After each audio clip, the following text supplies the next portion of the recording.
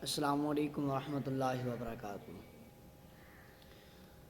سوال ہے کہ بیٹھ کر نماز پڑھنا کیسا ہے؟ تو یاد رکھ لیجئے، بیٹھ کر نماز پڑھنا عذر کے ساتھ جائز ہے، عذر کے بغیر بیٹھ کر نماز پڑھنا جائز نہیں ہے۔ اگر کسی شخص کے ہاں اتنی طاقت ہے کہ وہ تکبیر تحریمہ، یعنی کہ یہ تکبیر تحریمہ اللہ اکبر کھڑے ہو کر کہنے کی طاقت ہو، تو اسے چاہیے کہ تکبیر تحریمہ کھڑے ہو کر ہی کہے۔ پھر جو ہے وہ کھڑے رہنے کی طاقت نہ ہو تو پھر بیٹھ جائے۔ اسی طرح ہر رکعت میں ایسا ہی ہوگا۔ لیکن آج کچھ مسئلہ اس طرح ہے کہ آج نماز پڑھتے ہوئے تو کھڑے ہونے میں وہ شرم جھجک محسوس کرتے ہیں، اور اگر باتیں کرنی ہو تو گھنٹوں باہر کھڑے رہیں گے، اور مسجد میں آتے ہی جو ہے وہ کرسی اٹھائیں گے اور سامنے جو ہے وہ امام کے بالکل پیچھے جو ہے وہ کرسی پر بیٹھ کے نماز شروع کر دیں گے۔ تو یاد رکھ لیں، کھڑے ہونے کی طاقت ہو اور کھڑے ہونے کی طاقت ہونے کے باوجود بیٹھ کر نماز پڑھنا نماز باطل ہوگی۔ تو لہٰذا اگر کھڑے ہونے کی طاقت ہے تو کھڑے ہو کر ہی نماز پڑھیں۔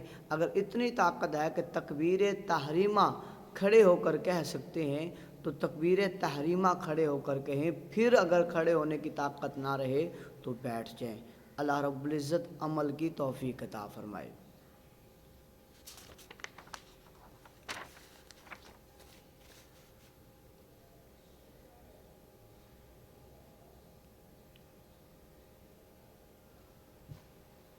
تو سوال ہے کہ سجدے میں اگر ناک زمین پر نہ لگے تو نماز ہوگی یا نہیں ہوگی؟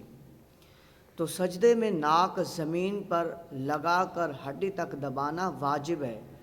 اگر کسی نے اس طرح سجدہ کیا کہ اس کی ناک زمین پر نہ لگی یا ناک کی ہڈی تک نہ دبی تو نماز مکروہ تحریمی ہوگی، یعنی کہ نماز واجب العادہ ہوگی، یعنی کہ نماز دوبارہ ادا کرنی ہوگی۔ تو سجدے میں ناک کا زمین پر لگنا واجب ہے، اس کی ہڈی تک کا دباؤ لگنا واجب ہے۔ تو لہٰذا یہ یاد رکھ لیجئے کہ سجدے میں ناک کا اس کی ہڈی کا دباؤ زمین کے ساتھ ہونا ضروری ہے۔ اللہ رب العزت ہمیں عمل کی توفیق عطا فرمائے۔ سوال اب ہے کہ سجدے میں دونوں پاؤں زمین سے اٹھے رہیں یا صرف انگلیوں کا سرا زمین سے لگا رہے تو اس صورت میں نماز ہوگی یا نہیں ہوگی؟ تو یاد رکھ لیں، اگر سجدے میں دونوں پاؤں زمین سے اٹھے رہے یا صرف انگلیوں کے سرے زمین سے لگے، کسی انگلی کا پیٹ جو ہے وہ اس طرح، پیٹ جو ہے وہ اگر نماز میں سجدے میں اس پر نہیں لگتا زمین پر تو اس صورت میں نماز بالکل نہیں ہوگی۔ اگر ایک دو انگلیوں کے پیٹ زمین سے لگے اور اکثر کے پیٹ نہیں لگے تو اس صورت میں بھی نماز مکروہ تحریمی واجب العادہ ہوگی، کیونکہ سجدے میں پاؤں کی کم از کم ایک انگلی کا پیٹ زمین پر لگے رہنا فرض ہے، اور پاؤں کی اکثر انگلیوں کا پیٹ زمین پر جمع ہونا واجب ہے، اور پاؤں کی تمام انگلیوں کا پیٹ ایسا پنجہ ایسے وہ زمین پر لگے رہنا سنت ہے۔ تو لہٰذا سنت کو اپنائیے، اس سنت میں فرض بھی ادا ہو جائے گا اور سنت میں واجب بھی ادا ہو جائے گا۔ دونوں پاؤں کی 5 انگلیاں، ان کا پیٹ سجدے میں زمین پر لگا ہوا ہونا چاہیے۔ اس سے سنت بھی ادا ہو جائے گی، اس سے فرض بھی ادا ہو جائے گا، اس سے واجب بھی ادا ہو جائے گا۔ اگر نہ لگا تو فرض بھی گیا، واجب بھی گیا اور سنت بھی گئی، اور جب یہ گئی تو پھر نماز ساری کی ساری چلی جائے گی۔ اللہ رب العزت ہمیں صحیح معنوں میں اسلام کی سمجھ عطا فرمائے، مسائل کی سمجھ عطا فرمائے، اور اس مطابق نماز پڑھنے والا بنائے۔ اب آئیے بیٹھ کر نماز پڑھیں تو رکوع میں کتنا جھکنا چاہیے، اس حالت میں سرین کو اٹھانا کیسا ہے؟ تو یاد رکھ لیں، بیٹھ کر نماز پڑھیں تو رکوع کا درجہ کمال اور طریقہ اعتدال یہ ہے کہ پیشانی جھک کر گھٹنوں کے مقابل آ جائے، اور اس حالت میں سرین کو اٹھانا فعل عبث یعنی کہ فضول ہے، جو کم سے کم مکروہ تنزیہی ہے۔ یعنی کہ جب رکوع میں جانا ہے بیٹھ کر، ایسے آپ بیٹھے ہیں تو یہاں تک جانا ہے کہ آپ کا چہرہ دونوں جو گھٹنے ہیں ان کے درمیان میں آ جائے، تو پیچھے والا حصہ اٹھانے کی ضرورت ہی نہیں ہے، تو ایسے کریں اور یہ رکوع کا درجہ جو ہے وہ کمال ہے۔ اب سوال ہے کہ نماز کے دوران قاعدہ میں درود ابراہیمی پڑھتے ہوئے لفظ سیدنا کا اضافہ کرنا کیسا ہے؟ کیونکہ اکثر یہ جو ہے وہ درود شریف پڑھتے ہیں جب کوئی نعت خوان نعت خوانی کرتا ہے یا کوئی واعظ کرنے والا واعظ کرنے لگتا ہے، تو وہ یہ کہتا ہے کہ درود شریف پڑھ لیجئے، تو سارے بلند آواز سے پڑھتے ہیں اللہم صلی علی سیدنا و مولانا محمد و بارک وسلم وصلو علیہ۔ یہ مشہور زمانہ درود پاک پڑھا جاتا ہے، تو لہٰذا پھر عادت بن جاتی ہے، تو جب نماز میں بھی کوئی بندہ جو ہے وہ پڑھ رہا ہوتا ہے درود ابراہیمی اللہم صلی علی محمد و علی آل محمد کما صلیت علی ابراہیم و علی آل ابراہیم انکا حمید مجید، وہ یہاں پر بھی وہی خیال اس کا آ جاتا ہے اور وہ کہتا ہے اللہم صلی علی سیدنا محمد و علی آل محمد۔ تو یہ لفظ جو اضافہ ہو جاتا ہے اس کے بارے میں کیا ہے؟ تو سن لیجئے، اس کے بارے میں ہے سیدنا کا اضافہ کرنا جائز بھی ہے، مستحب بھی ہے، افضل بھی ہے، اعلیٰ بھی ہے۔ یعنی کہ اگر نماز کی حالت میں سیدنا کا لفظ اگر استعمال ہو جاتا ہے درود ابراہیمی پڑھتے وقت تو حرج نہیں، نہ نماز میں کراہت پیدا ہوتی ہے اور نہ کوئی سجدہ سہو لازمی ہوتا ہے اور نہ کوئی ایسا معاملہ پیش آتا ہے، بلکہ یہ افضل ہے، اچھا طریقہ ہے۔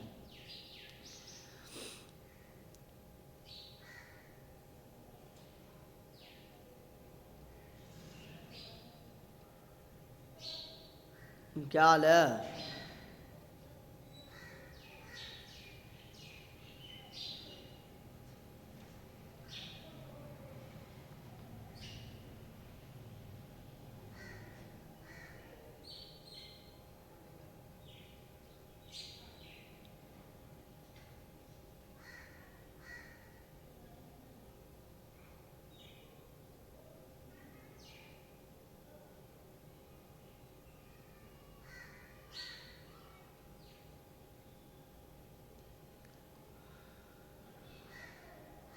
تو نماز کے دوران جماعی آئے تو کیا کرنا چاہیے؟ تو نماز میں جان بوجھ کر جماعی لینا مکروہ تحریمی ہے، اور خود آئے تو حرج نہیں، مگر روکنا بھی مستحب ہے، اور اگر روکنے سے نہ رکے تو ہونٹ کو دانتوں میں دبانے اور اس پر بھی نہ رکے تو دانا سیدھا ہاتھ یا بایاں یعنی الٹا ہاتھ منہ پر رکھ دیا جائے یا آستین سے منہ چھپا لیا جائے، قیام میں دائیں ہاتھ سے اور دوسرے موقع پر بائیں ہاتھ سے منہ ڈھانکنا چاہیے۔ یعنی کہ اگر آپ قیام میں کھڑے ہیں تو جماعی آئی ہے تو پہلا نمبر آپ اسے روکنے کی کوشش کریں، ایسے کر لیں، نہیں ہوا اس کے بعد دایاں ہاتھ آپ کا اوپر ہے اس سے جو ہے بس بند کر لیں منہ، ایسے نہیں تو ایسے کر لیے تب بھی ٹھیک ہے، ایسے کر لیا ٹھیک ہے۔ اب اگر جو ہے وہ سجدے میں بیٹھے ہیں، سجدے سے اٹھ کر جلسے میں بیٹھے ہیں تو اس وقت جو ہے وہ آپ بایاں ہاتھ جو ہے وہ اوپر ایسے کر سکتے ہیں۔ تو بقایا نماز کے بعد یا نماز کے علاوہ جب بھی جماعی آئے تو بائیں ہاتھ کی ہی پچھلے والا حصہ اپنے منہ کی طرف کریں۔ اللہ تبارک و تعالی ہمیں عمل کی توفیق عطا فرمائے۔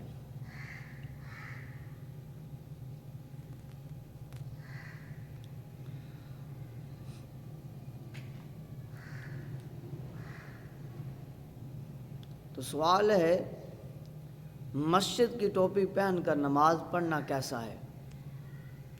مسجد کی ٹوپی پہن کر نماز پڑھنا کیسا ہے؟ تو یاد رکھ لیں، ایسا لباس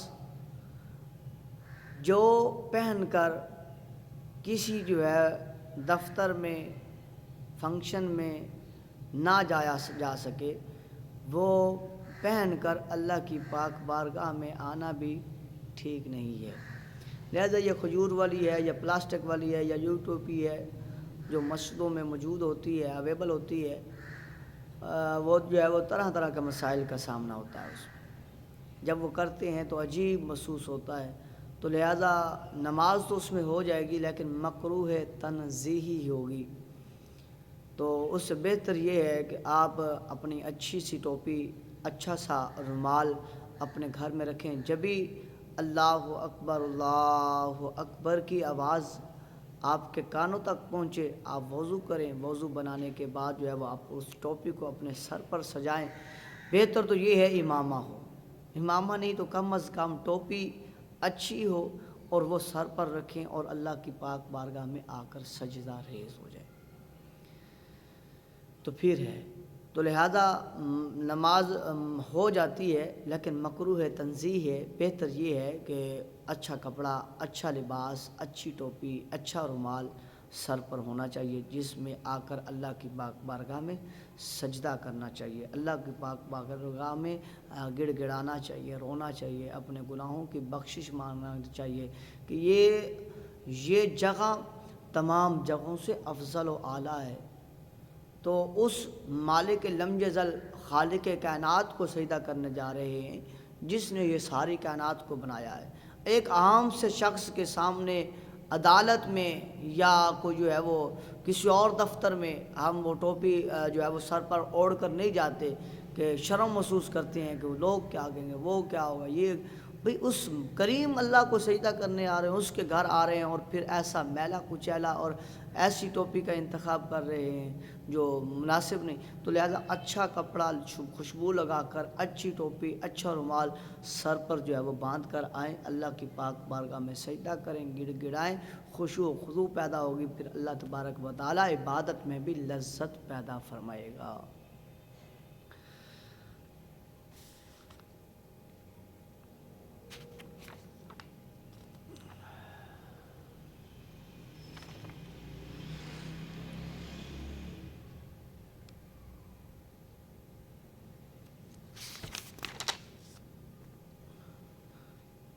سوال یہ ہے کہ اگر 4 رکعتوں والی نماز فرض ادا کر رہے ہوں اور اس میں جو پہلا اتحیات ہے، تشہد بیٹھنا ہے 2 رکعتوں کے بعد، تو وہ بیٹھتے ہوئے تو جب ہم نے اشہد ان لا الہ الا اللہ و اشہد ان محمدن عبدہ و رسولہ کہہ کے ہم نے جو ہے وہ کھڑے ہو جانا تھا، تو لہٰذا کسی اور خیال کی وجہ سے ہم نے جو ہے وہ آگے پڑھ دیا اللہم صلی علی محمد و علی آل محمد، یہاں تک پڑھ لیا یا اس سے زیادہ پڑھ لیا، تو کیا سجدہ سہو لازم ہوگا کہ نہیں؟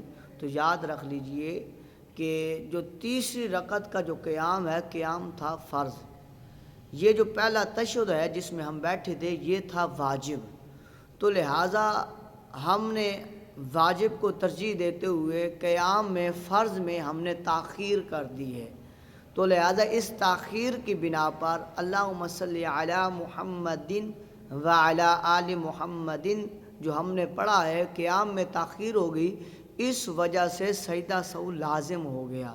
اب ہم سجدہ سہو کریں گے تو نماز ہوگی، اگر سجدہ سہو نہیں کریں گے تو نماز نہیں ہوگی۔ تو لہٰذا اگر یہ بھی یاد رکھ لیں، صرف یہ پڑھنے سے نہیں سجدہ سہو لازم ہوگا، بلکہ اشہد ان لا الہ الا اللہ و اشہد ان محمدن عبدہ و رسولہ کہنے کے بعد اتنی دیر ہم خاموش بیٹھے رہے جتنی دیر یہ لفظ کہہ سکتے ہیں، ہم نے پڑھا نہیں ہے لیکن خاموش بیٹھے رہے، تیسری رکعت کے قیام میں فرض میں ہم نے تاخیر کی تو پھر بھی سجدہ سہو لازم آ جائے گا. اگر ہم سجدہ سہو نہیں کریں گے تو نماز نہیں ہوگی. تو لہٰذا یہ چھوٹے چھوٹے مسائل ہیں، یہ سیکھیں، اپنے اماموں سے محبت کریں، اپنے جو ہے وہ علماء سے محبت کریں، علماء اکرام کے پاس بیٹھیں، ان کی قربت اختیار کریں، ان کے پاس میٹھی میٹھی باتیں کریں، انہیں جو ہے وہ آ کر جو ہے اپنے مسائل ان کے سامنے ڈسکس کریں، پیش کریں کہ اور ادب کا لحاظ رکھیں، خیال رکھیں کہ جو ہے نا میں حضور یہ سیکھنا چاہتا ہوں، آپ مجھے سکھا دیجئے، یہ مسئلہ پیش آیا ہے آپ مجھے بتا دیجئے. تو حضور وہ ضرور آپ